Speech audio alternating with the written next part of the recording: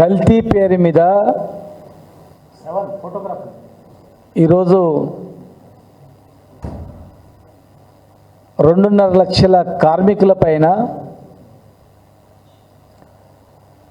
గౌడ జాతి పైన చేస్తున్న దాడిని మేము తీవ్రంగా ఖండిస్తున్నాం. ఇచ్చిన హామీలు నెరవేర్చకుండా మేనిఫెస్టో పెట్టినటువంటి అంశాలు కూడా ప్రస్తావన తీయకుండా కేవలం వృత్తి మీదనే దాడి చేస్తున్నారు. రాజకీయ ఎదుగుదలకు ముందుకు పోకుండా వృత్తి మీద దాడి చేసి భయం గుప్పిట్లో పెడుతున్నటువంటి అనుమానాలు చాలా వస్తున్నాయి. ఎందుకంటే రేపు రాబోయే స్థానిక సంస్థల ఎన్నికలు ఉన్నాయి కనుక సర్పంచ్లుగా, ఎంపీటీసీలుగా, జెడ్పీసీ అత్యధిక స్థానంలో మరి ఈ కమ్యూనిటీ యొక్క భాగస్వామ్యం ఉంటుంది కనుక వీళ్ళని భయం గుప్పిట్లో పెట్టాలని చెప్పి మళ్ళీ పాత పద్ధతిలో ఇలా జరుగుతుందని చెప్పి ప్రతి జిల్లాలను చెప్తా ఉన్నారు. మేము ఒకటి అడుగుతా ఉన్నాం, మేము కల్తీకి వ్యతిరేకం కాదు, కానీ మేము ఒకటే అడుగుతున్నాం. ఈరోజు ఇది ఒకటే కాదు, ఇది కేవలం కళ్ళు అనేది 4 కోట్ల మంది ప్రజలలో కేవలం 10 నుంచి 15 లక్షల మంది మాత్రమే సేవిస్తారు. ఇది ఆరోగ్యమైన డ్రింక్ అని చరిత్రలో కూడా ఉంది. సరే, ఎక్కడెక్కడ కల్తీ చేస్తే యాక్షన్ తీసుకోండి, కానీ దానికన్నా ముందు 4 కోట్ల మంది జనాభా తాగేటువంటి పాలు, ప్రతి పుట్టిన పిల్లగాని నుంచి చనిపోయే వాళ్ళ వరకు కూడా ప్రతి ఒక్కరు కులము మతం లేకుండా పాలు, ఛాయనో, తర్వాత పెరుగో, పాలో, నెయ్యో, మజ్జిగనో, పాల పదార్థాలు లేనటువంటి తిననటువంటి వ్యక్తి ఉన్నాడు. అంటే 4 కోట్ల మంది జనాభా ఉపయోగించే పాలు ఈరోజు తెలంగాణ మొత్తంలో 56.5 లక్షల లీటర్ల పాలు, 56.5 లక్షల లీటర్ల పాలు ప్రతిరోజు తెలంగాణలో అవసరం. మరి పాల ఉత్పత్తి విజయ డైరీ నుంచి కేవలం 3 లక్షల లోపు మాత్రమే. Karimnagar dairy, Muskati dairy, mother dairy 50 లక్షల లీటర్లు, హెరిటేజ్, ఆరోగ్య 50,000, ఆరోగ్య, ఇవన్నీ లెక్క పెట్టుకుంటే కూడా మొత్తం పాల ఉత్పత్తి అనేది తెలంగాణలో 10 లక్షలకు మించి పాల ఉత్పత్తి జరుగుతలేదు. 10 లక్షలకు మించి పాల ఉత్పత్తి జరగనప్పుడు ప్రతిరోజు 56.5 లక్షల లీటర్ల పాలు ఎక్కడి నుంచి వస్తున్నాయి? ఒకవేళ ఆంధ్ర నుంచి వస్తున్నాయి అనుకుందాం. ఆంధ్రలో కూడా మనుషులు ఉన్నారు, పాలు అవసరం కదా, అక్కడ ఉత్పత్తి లేదు కదా. కర్ణాటక నుంచి వస్తుంది అనుకుందాం, కర్ణాటకలో కూడా అన్ని గేదెలు లేవు కదా. ఈరోజు 56 లక్షల లీటర్ల పాలు కావాలంటే దాదాపు 56 లక్షల గేదెలు ఉండాలి. 56 లక్షల గేదెలు ఉండాలి అంటే 10 లక్షల గేదెలు పాలిచ్చేటుంటే 4 గేదెలు ఉంటే ఒకటి పాలిస్తుంది. అట్లా 50-60 లక్షల లీటర్ల 50-60 లక్షల గేదెలు ఉండాలి, పాలిచ్చే గేదెలు లేవు. ఆంధ్రప్రదేశ్లో జనాభా కన్నా ఎక్కువ లేవు, కర్ణాటక లేవు, తమిళనాడు లేవు, చుట్టుముట్టు రాష్ట్రాలు ఎక్కడ లేనప్పుడు, గేదెలు లేనప్పుడు, ఆ రాష్ట్రాల్లో ఉత్పత్తి అయ్యేటువంటి పాలే ఆ రాష్ట్రాలకు సరిపోయినప్పుడు మరి ఈ రాష్ట్రంలో ఇన్ని లక్షల లీటర్ల పాలు ఎక్కడి నుంచి వస్తున్నాయని చెప్పి నేను అడుగుతా ఉన్నా. దయచేసి పాలల్లో కల్తీ జరుగుతుందని చాలామంది యూట్యూబ్లలో చెప్తా ఉన్నారు. యూరియా ద్వారా, రకరకాల పదార్థాల ద్వారా, కెమికల్స్ ద్వారా పాలు ఉత్పత్తి అవుతున్నాయి. పుట్టిన పిల్లవాడు తాగే పాలల్లో కల్తీ గురించి ఆలోచన చేస్తలేరు. హాస్పిటల్లో వైద్యం అందుతున్నటువంటి పేషెంట్ తాగే దాని మీద మీరు దృష్టి పెడతలేరు. ప్రతి పేషెంట్కు పెరుగు తినబెడతారు, మజ్జిగ ఇస్తారు, పాలు ఇస్తారు. ఈరోజు క్యాన్సర్ పేషెంట్లు ఎందుకు ఎక్కువ అవుతున్నారు, రకరకాల జబ్బులు ఎందుకు వస్తున్నాయి, దాని మీద విశ్లేషిస్తలేరు. కేవలం కల్తీ ఆహారం వల్ల 4 కోట్ల మంది ప్రజలు ఏది ఉపయోగిస్తున్నారు దృష్టి పెట్టాలి. 4 కోట్ల మంది ప్రజలు పాలు ఉపయోగిస్తారు, 4 కోట్ల మంది ప్రజలు అన్నం తింటారు, రొట్టెలు తింటారు, కూరగాయలు తింటారు, కానీ ఏవి అన్నిటికన్నా పాలు మాత్రం ఖచ్చితంగా తింటారు. పాలలో జరుగుతున్న కల్తీ మీద దృష్టి పెట్టకుండా 4 కోట్ల మంది ప్రజలు తాగే పాలలో దృష్టి పెట్టకుండా కేవలం 20-30 లక్షల మంది తాగేటువంటి కళ్ళు మీదనే దృష్టి పెట్టి ఈ నార్కోటిక్ డ్రగ్స్ దాడులు చేస్తూ ఇలా వేధింపులు చేస్తున్నారంటే కేవలం 2-3% ప్రజలు సేవించే దాని మీద మీరు దృష్టి పెడుతున్నారంటే 100% తాగే పాల మీద దృష్టి పెడతారంటే ఇక్కడ వివక్ష అనేది కనపడతా ఉంది. ఇక్కడ వేధింపులు ఎందుకు అనేది కూడా ప్రజలకు అర్థమవుతూ ఉంది. మీడియా ద్వారా అక్కడక్కడ అసత్య ప్రచారాలు చేసి దాడులు చేయడం అనేది సమంజసం కాదు. మేము ఇచ్చిన హామీలు నెరవేర్చని మేము అడుగుతూ ఉన్నాం. దాన్ని దృష్టి మళ్లించడానికి ఈ గౌళ్ళు వీళ్ళు వాళ్ళ హామీలు అడగొద్దని చెప్పి మీరు మాట్లాడుతూ ఉన్నారు. మీరు ఎలక్షన్లప్పుడు ఏం చెప్పారు? 5 లక్షల ఎక్స్గ్రేషియా 10 లక్షలు ఇస్తామన్నారు. మరి 10 లక్షలు ఇచ్చారా? ఎలక్షన్ల కన్నా ముందు సర్వాయి పాపన్న పేరు జనగాం జిల్లాకు పెడతామన్నారు. ₹1 ఖర్చు కాంది పెట్టారా? వికలాంగులైనా కానీ 10 లక్షలు ఇస్తామన్నారు, ఇచ్చారా? వైన్ షాపులలో మేము 15% రిజర్వేషన్ ఇస్తే 20% రిజర్వేషన్ ఇస్తామని చెప్పారు. ఈ దేశంలో ఎవరు చేయనటువంటిది మేము చేసినాం. మరి 20% రిజర్వేషన్ మీరు ఇచ్చినారా? మేము 2 సంవత్సరాలు కష్టపడి సేఫ్టీ మోకులు తయారు చేపిస్తే పల్లె రవికుమార్ గారు కూడా చైర్మన్ అన్నారు. వారు 6 నిమిషాలు కష్టపడి సేఫ్టీ మోకులను తయారు చేపిస్తే మేము తయారు చేసిన సేఫ్టీ మోకులకు కాటమయ్య మోకులను పేరు పెట్టి మీరు అవే మోకులు ఇచ్చేసి మేము సేఫ్టీ మోకులు ఇచ్చినామని చెప్తున్నారు. అవి ఏ రోజు ప్రారంభమైనవి, ఏ సంవత్సరం తయారు చేయించినాము, ఎక్కడ సర్టిఫికేట్ తీసుకొచ్చినాము, ఏ ప్రభుత్వ హాయంలో జరిగిందనేది కనీసం చెప్పిర్రా? ఇచ్చేటప్పుడు ఎలక్షన్ కోడ్ ఉందని మేము ఇవ్వలేకపోయినాం. ఆఫ్టర్ ఎలక్షన్ తర్వాత మీరు పేరు మీద ఇచ్చారు, మేము ఇచ్చినామని చెప్తున్నారు. ఆ సేఫ్టీ మోకులు ఇచ్చే రోజు ముఖ్యమంత్రి గారు ఈ సంవత్సర కాలంలో, ఈ గవర్నమెంట్ వచ్చిన కాలంలో పాత బకాయిలు మేము ఒకటే రోజు 12 కోట్లు ఇచ్చినాం, మొత్తం క్లియర్ చేసినాం. ఈ సంవత్సర కాలంలో చనిపోయినటువంటి కార్మికులకు ఇచ్చేటువంటి 5.5 కోట్లు ఇదే రోజు విడుదల చేస్తామన్నారు. ఈ రోజుకి అవి 8 కోట్లైనవి. ₹1 విడుదల చేయలేదు. చెట్ల మీద నిలబెట్టి గంటలు నిలబెట్టి కింద నుంచి అపహాస్యం చేస్తూ మాట్లాడినరు. సెల్ఫ్ రెస్పెక్ట్ దెబ్బతినేటట్లు అయినా కూడా మేము మాట్లాడలేదు. సరే ఏమో చేస్తాడు గౌడ్లకని చేస్తారు కదా అని చెప్పేసి 5-10 సంవత్సరాల్లో మేము మూసేసిన దుకాణం, హైదరాబాద్లో మూసేసిన దుకాణాలు మేము తెరిపిస్తే ఇవాళ మీరు కాలు పెట్టగానే హైదరాబాద్ దుకాణాలన్నీ కూడా బంద్ చేసేసింది. చాలా దుకాణాలు బంద్ చేస్తూ ఉన్నారు. కొత్తగా మీరు మంత్రి గారు స్టే ఇచ్చి వాళ్ళకు స్వేచ్ఛగా నడుపుకునేట్టు ఏర్పాటు చేయొచ్చు. కానీ లైసెన్స్ లేదు బిడ్డ అని లొల్లి చేస్తే బంద్ చేస్తామని రీతిలో భయం చేతిలో పెట్టుకునేటట్లు వాళ్ళను హైదరాబాద్లోనే 70 మంది జైళ్ళకు పంపారు, వివిధ జిల్లాలో జైళ్ళకు పంపారు. దాదాపు 400-500 పైన కేసులైనవి, క్రిమినల్ కేసులు పెట్టిర్రు, జైళ్ళలో పెట్టిర్రు. నార్కోటిక్ డ్రగ్స్ పేరు మీద ఇక్కడ కామారెడ్డిలో 3rd డిగ్రీ ఉపయోగించారు, నిజామాబాద్లో 3rd డిగ్రీ ఉపయోగించారు. మన సిద్దిపేటలో శాంపిల్ తీసుకుపోయి బిడ్డ మేము లోపల వేసాలని భయపెట్టించారు. నాగర్కర్లో, మహబూబ్ నగర్లో ఒక వృత్తి మీద ఇంత దాడియా? ఏ పార్టీలో ఉన్నటువంటి గౌడ సోదరు ఆలోచన చేసుకోవాలి దయచేసి. ఈ జాతికి పుట్టిన బిడ్డలుగా ఇవాళ సంవత్సర కాలంలో ఈ జాతికి చేసింది ఏంది? మరి చేయాల్సిన బాధ్యత అందరిపైన మీ పైన ఉంది కదా, చేపియాల. మేము ఇన్ని జీవోలు ఇచ్చాం. సర్వాయి పాపన్న విగ్రహాన్ని ట్యాంక్ బండ్ మీద పెట్టాలని చెప్పి స్థలాన్ని కేటాయించినాం. 3 కోట్ల రూపాయల నిధులు బీసీ కార్పొరేషన్ నుంచి కేటాయించినాం. Birthday celebrations Sarvai Papanna, death సెలబ్రేషన్స్ని ప్రత్యేకమైన జీవో ఇచ్చినాం. పుట్టినరోజు సందర్భంగా ఒక ఆనవాయితీగా ప్రారంభించినాం. ప్రతి జిల్లాకు 10 లక్షల రూపాయలు చొప్పున కేటాయించినాం అందరు కలిపి. వర్ధంతి సభలు కూడా నిధులు కేటాయించినాం.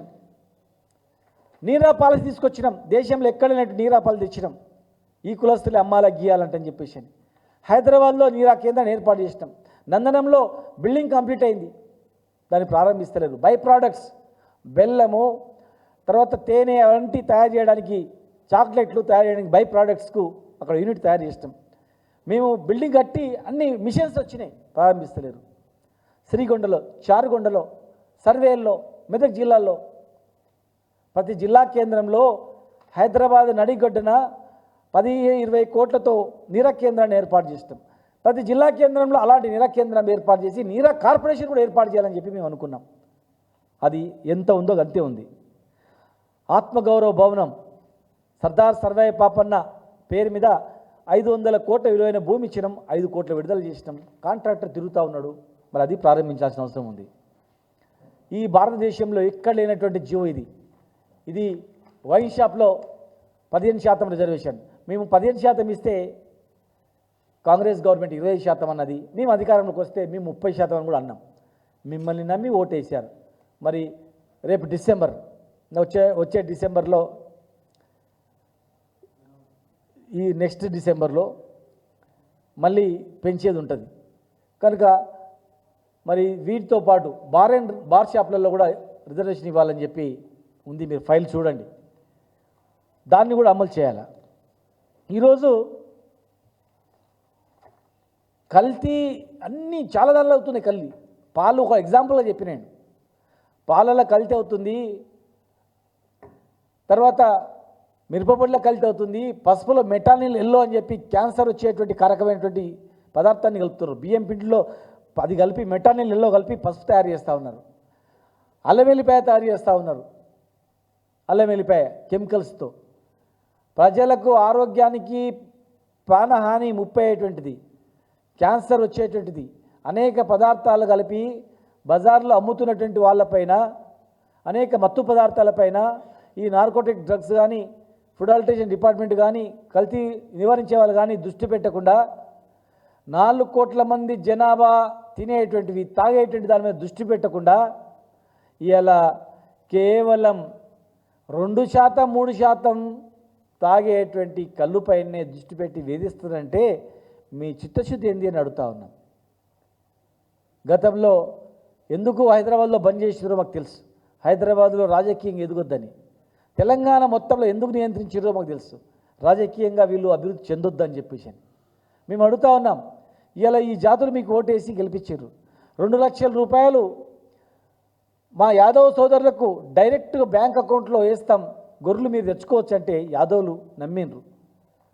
మా ముద్రాజ్ సోదరులు, మా గంగపుత్రులు మీకు వాళ్ళకన్నా ఎక్కువ లోన్లు ఇస్తాం, బండ్లు ఇస్తాం, ప్లస్ ముద్రాజ్లను బీసీఏలో చేస్తాం, బీసీఏ గ్రూప్లో మారుస్తాం అని అనేక హామీలు ఇస్తేసారు. ఇట్లా చిన్న చిన్న వృత్తి కులాలన్నీ కూడా మిమ్మల్ని నమ్ముకుని ఓట్లు వేసినాయి. కనుక సంవత్సరం అయినా కూడా ఈ హామీలు నెరవేర్చకుండా గౌడ జాతి పైన ఎందుకు కచ్చ కట్టారు?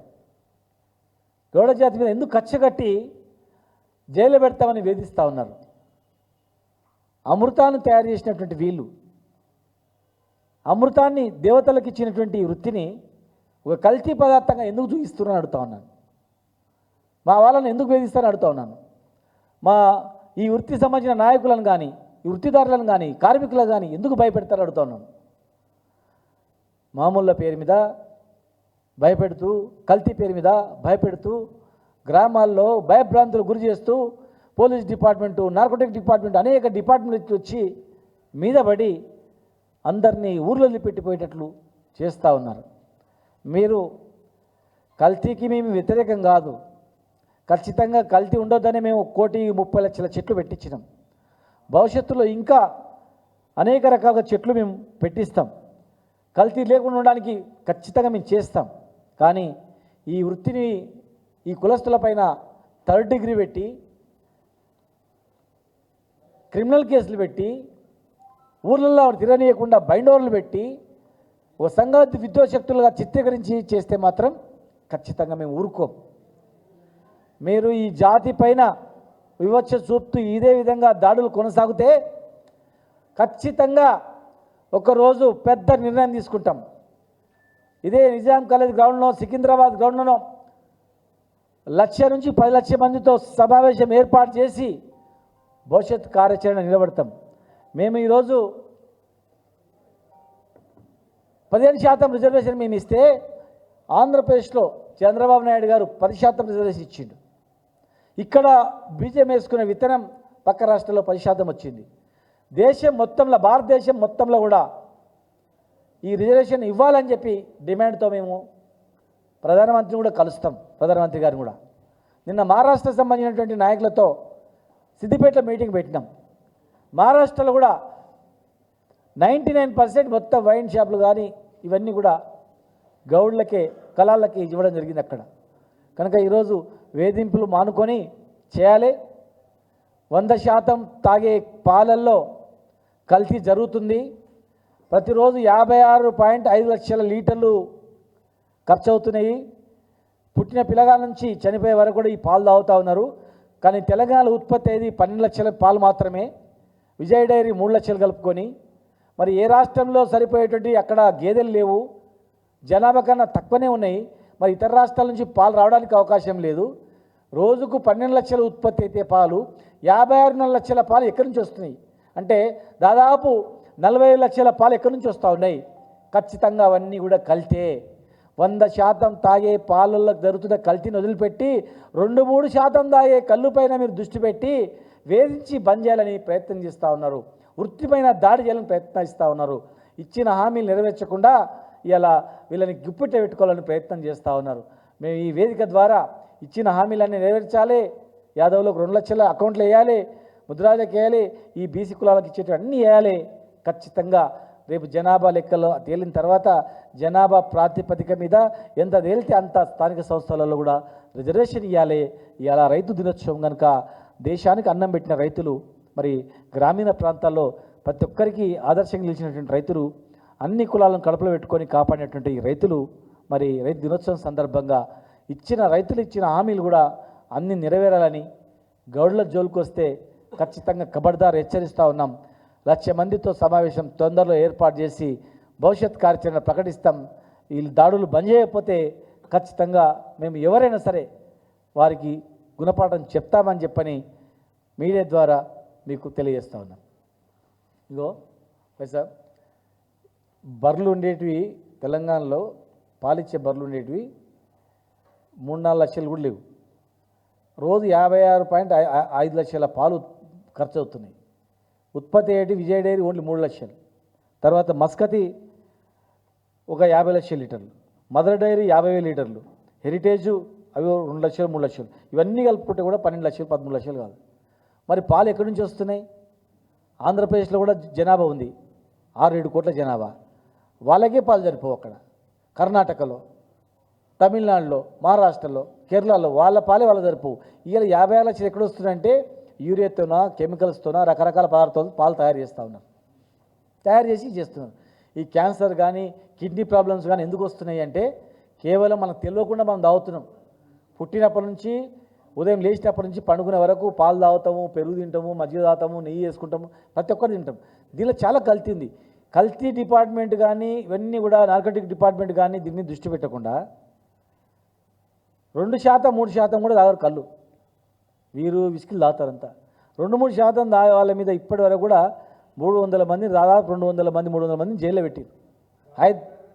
హైదరాబాద్లో జరిగినాయి, నిజామాబాద్లో జరిగినాయి, సిద్దిపేటలో మొన్న జరిగినాయి, వరంగల్లో జరిగినాయి, మహబూబ్నగర్లో జరిగినాయి, రంగారెడ్డి జిల్లాలో జరిగినాయి, వికారాబాద్ జరిగినాయి. దాడులు, కల్తీ పెరిగిన దాడులు చేసి జైల్లో పెడుతున్నారు. ఊర్లలోకి నుంచి పారిపోయేటట్లు చేస్తున్నారు, బైండ్ అవుట్ చేస్తున్నారు. మేము కల్తీకి వ్యతిరేకం కాదు, కానీ 2-3% తాగే కల్తీలలో మేము కల్తీకి వ్యతిరేకం కాదు, కల్తీ నివారణకు వ్యతిరేకం కాదు. మేము కల్తీ నివారించడంలో మేము వ్యతిరేకం కాదు, ఖచ్చితంగా నివారించాలా. దాన్ని నివారించడానికి మేము 1.5 కోట్ల చెట్లు పెట్టినాం, బ్రహ్మాండమైన పాలసీ తీసుకొచ్చినాం. కానీ 100% ప్రతి మనిషి తాగే కల్తీ తాగే పాల మీద కానీ, బియ్యం ఉప్పు మీద కానీ, పప్పు మీద కానీ, తర్వాత మిరపపొడిలో కలుపుతున్నారు, బియ్యం పిండిలో మెటానిల్లో దాన్ని కలుపుతున్నారు. దానివల్ల క్యాన్సర్ వస్తుంది 5 సార్లు తింటే. అది అలాంటి వాళ్ళని వదిలిపెట్టి కేవలం ఈ జాతి మీద దాడి చేస్తున్నారు, ఇచ్చిన హామీలు నెరవేర్చకుండా చేస్తున్నారు. కనుక దయచేసి మరి దీన్ని మీరు మా జాతి పైన జరుగుతున్న దాడిని పూర్తిగా ఖండిస్తూ ఉన్నాం. సరళమైన సభ ఏర్పాటు చేస్తాం, గ్యారెంటీ ముందుకు తీసుకెళ్తాం. ఇచ్చిన హామీలు నెరవేర్చాలి. 100% ఇచ్చిన హామీలన్నీ నెరవేరిస్తే మాకు కూడా సంతోషమే. హామీలు నెరవేర్చకుండా ఉల్టా ఇట్లా దాడులు చేస్తే మాత్రం సహించాం. దానికి భారతదేశ ప్రభుత్వాన్ని కూడా మేము తెలియజేస్తాం. తెలంగాణ తరహాలో ఈ వాళ్లకు వృత్తి, ఈ దారులకు వైన్ షాప్లలో కూడా దేశవ్యాప్తంగా కూడా రిజర్వేషన్ ఇవ్వాలని చెప్పి డిమాండ్ చేస్తూ ఉన్నాం. త్వరలోనే ఢిల్లీకి కూడా వెళ్తాం. అక్కడ కూడా వెళ్ళి మరి పార్లమెంట్లో ఈ వివిధ రాష్ట్రాల్లో ఉన్నటువంటి వాళ్ళకు పార్లమెంట్ సభ్యులకు ఇచ్చి కూడా చేస్తాం. ఈ రాష్ట్రంలో మాత్రం హామీలు నెరవేర్చండి, దాడులు బంద్ చేయండి, దాడులు చేయాల్సింది చాలా ఉన్నాయి, వాటి మీద దాడులు చేయండి అని చెప్పి మేము కోరుతా ఉన్నాం. మీరు